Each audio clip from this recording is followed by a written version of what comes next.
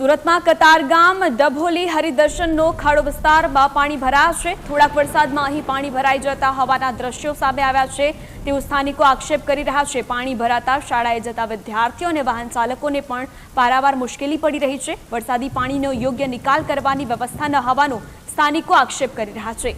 આજે પણ વહેલી સવારથી વરસાદના પગલે અહીં પાણી ભરાવાના દ્રશ્યો સર્જાયા હતા।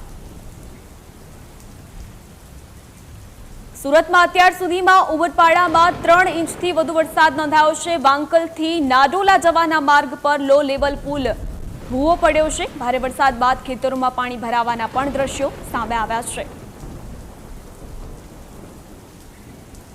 હવામાન ખાતા દ્વારા આગાહી કરવામાં આવી છે કે દક્ષિણ ગુજરાતમાં ભારેથી અતિ ભારે વરસાદ વરસી શકે છે અને છેલ્લા 2 દિવસથી વિરામ બાદ જે મેઘરાજા મન મૂકીને વરસી રહ્યા છે। આ દ્રશ્ય છે સુરત જિલ્લાના વાંકોલ ગામે, જે વાંકોલથી નાડોલા તરફ જવાનો જે રસ્તો છે એ રસ્તા પર આવેલા લો લેવલ પુલ પર પાણી છે તે આપ જોઈ રહ્યા છો। જે રીતે પાણી પૂર વેગે વહી રહ્યા છે, ખેતરોમાં પાણી ભરાઈ ગયા છે અને મેઘરાજા જે રીતે મન મૂકીને વરસી રહ્યા છે તેને લઈને સમગ્ર સુરત જિલ્લામાં સાર્વત્રિક વરસાદ થયો છે। ઉમરપાડામાં ધોધમાર વરસાદ પડી રહ્યો છે, બારડોલીમાં ધોધમાર વરસાદ પડી રહ્યો છે અને ખાસ કરીને સૌથી મહત્ત્વની બાબત જો કહું તો જે રીતે નાડોલા જે લો લેવલ પુલ છે, હું કેમેરામેનને કહીશ કે જે રીતે પાણીનો જે વેગ છે એ સતત વહી રહ્યો છે અને આપ જોઈ રહ્યા છો જે ભૂવો પડી ગયો છે।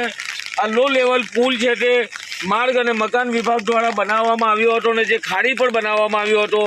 પહેલાં જ વરસાદમાં જે રીતે ઉમરપાડાની અંદર જે રીતે ધોધમાર વરસાદ પડી રહ્યો છે અને ધોધમાર વરસાદના કારણે આ લો લેવલ જે બ્રિજ જે પુલ છે, પુલિયું છે તે ધોવાઈ ગયું છે, ભૂવો પડી ગયો છે અને જો અહીંયાથી વાહન ચાલકો પસાર થાય તો આ લો લેવલ જે પુલ છે તેમાં અકસ્માત સર્જાય એવા ઘાટ જોવા મળી રહ્યા છે। એટલે સવાલ એ થાય છે કે જે રીતે ચોમાસાની શરૂઆત થઈ જાય છે, રોડ રસ્તા ધોવાઈ જતા હોય છે અને ખાસ તો માર્ગ અને મકાન વિભાગની કામગીરી પર શંકા સવાલો ઊભા થતા હોય છે।